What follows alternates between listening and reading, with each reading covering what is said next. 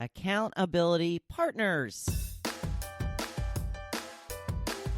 Welcome to the Hopefulist, a daily talk show hosted by veteran broadcaster Wendy McClure.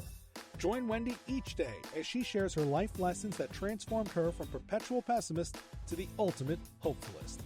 The perfect morning show to get you caught up on the day's top stories while sharing insights that will lead to positive transformation and bring out the hopefulist in you. For more inspiration, visit Hopefulist.com. And now, here's your host and hopefulist, Wendy McClure. Good morning, good afternoon, good evening, whenever you are listening. Thank you for tuning in. I hope you are ready for your daily dose of inspiration and positivity. The quote of the day. I may have actually said this one before, but it's worth repeating. And since I can't really remember unless actually going back and listening, which takes too much time, I'm going to give you this.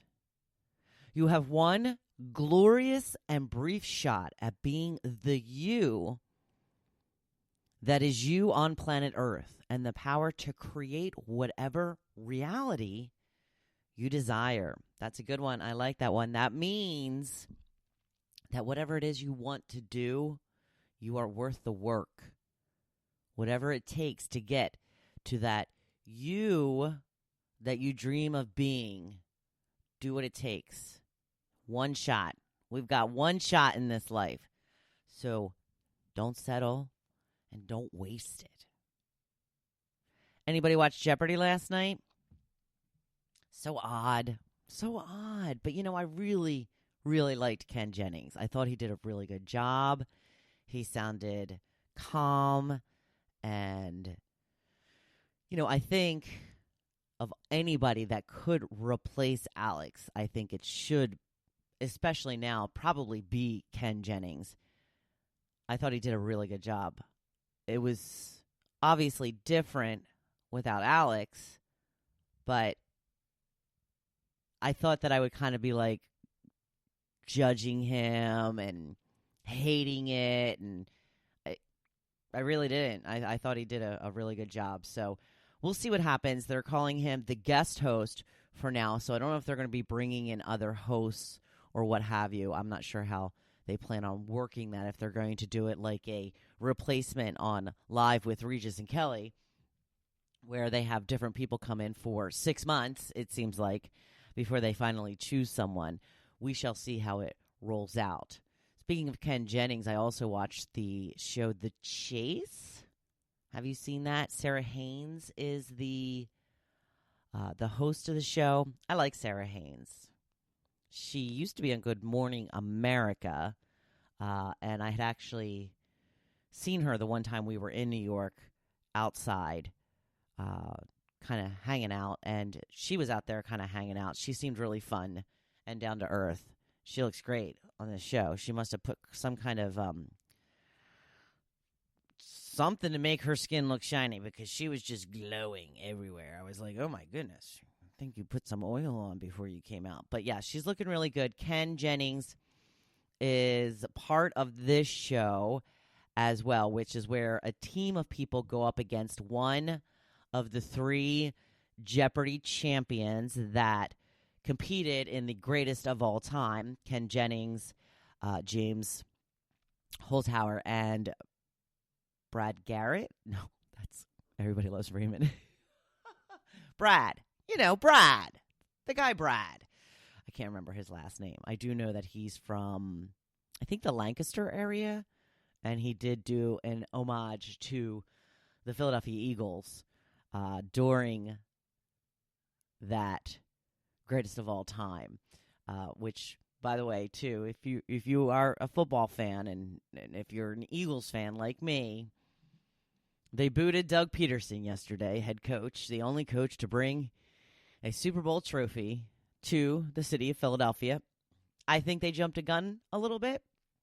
I do believe that there was probably a lot of animosity between Doug Peterson and Carson Wentz, and I think that it might have come down to an either-or scenario. And I think that Jeffrey Lurie, the owner of the Eagles, decided that he was paying Carson too much money to just give up on him and let him go. So we'll see what happens with the Eagles. It looks like it's going to be a time for rebuilding. That's what it looks like. In fact, that's one of the things I heard that was being discussed, is that Lurie wanted to start rebuilding the team. You know, and these things take time. It take a couple of years. And Peterson apparently didn't want to do that. He wanted to focus on winning now. Again, these are all rumors. Nobody knows what really happened in that room besides Doug and Jeffrey Lurie, and anybody else who may have been in there. But, you know, all of the statements have been released, and we'll see how it goes. You know, as fans, we have no say in any of this, and we know this. So the question of the day, I wanted to ask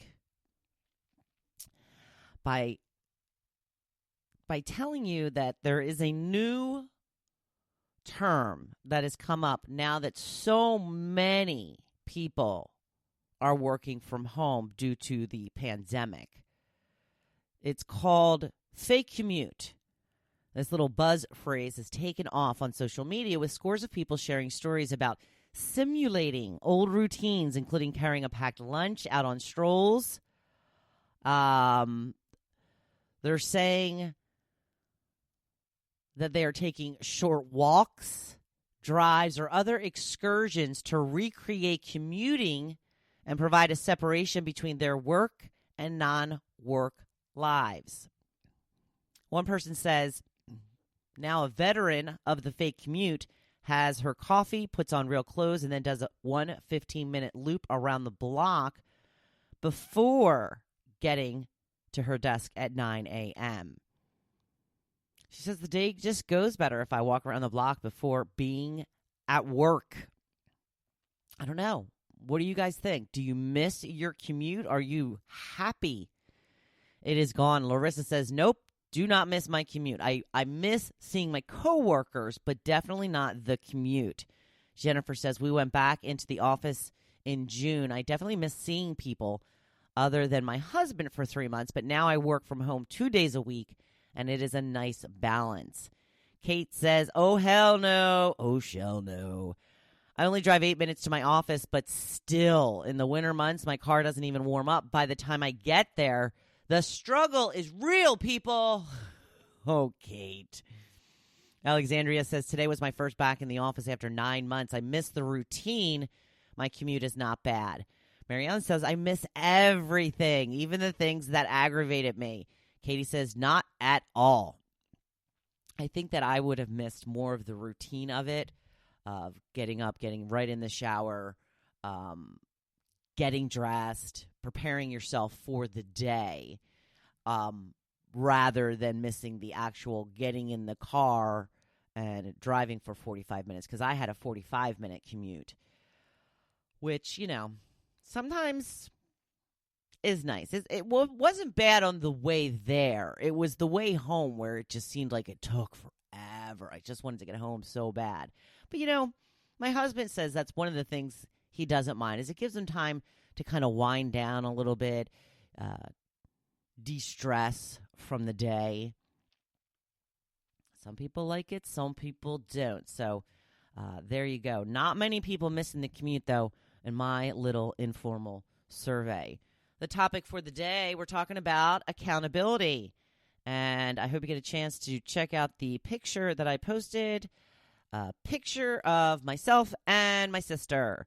Yes, I am the one in glasses. Apparently, the first time we posted this picture, so many people said that we looked like twins. They couldn't tell us apart. I am the one in glasses. Now, Michelle has been trying to kick the snooze button habit.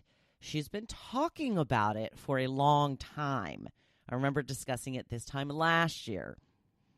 I keep telling her how freeing it is to know you are getting up when the alarm goes off instead of toying with yourself for a half hour or so, deciding when you will really get up.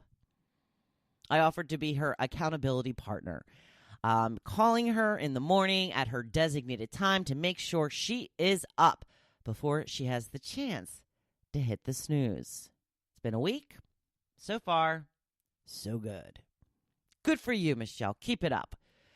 Do you have trouble holding yourself accountable? Yeah, me too. This is when you call in the squad and get you some help. Most people are willing to help if they can, so all you have to do is ask. Are you trying to follow a certain eating plan or getting more physical activity? Get a buddy to check in with at the end of the day. A short text is all it takes. You just let them know whether you followed your plan for the day or if you didn't. Having to admit to someone that you blew it can be an incentive to keep you going in the right direction. Often we break the promises we make to ourselves, something, we're working on, right? We talked about this last week. But we often keep promises to others before we do to ourselves. So make this work for you while committing to keep promises you make to yourself. An even better scenario, a friend that you can work out with or follow the same type of nutrition plan. Getting together a couple of times a week to get in some activity is a great way to stay on track. Or if you're both looking to include more healthy options into your diet, you can swap recipes and exchange ideas. You can check in with each other to cheer each other on and help talk out missteps and what may have gone wrong. If finances are what you're trying to overhaul, then check in with your friend that is good with money.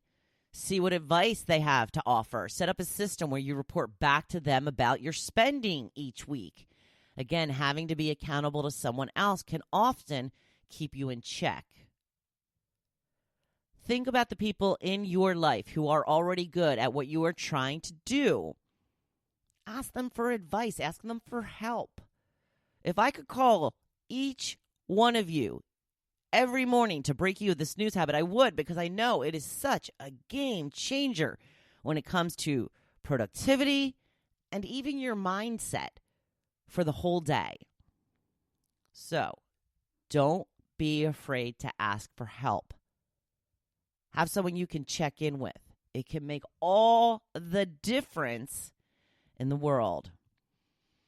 Taco Tuesday already? Oh my. Grab a taco, maybe a margarita. Oh, no, that's probably not on plan for you today. Skip the margarita.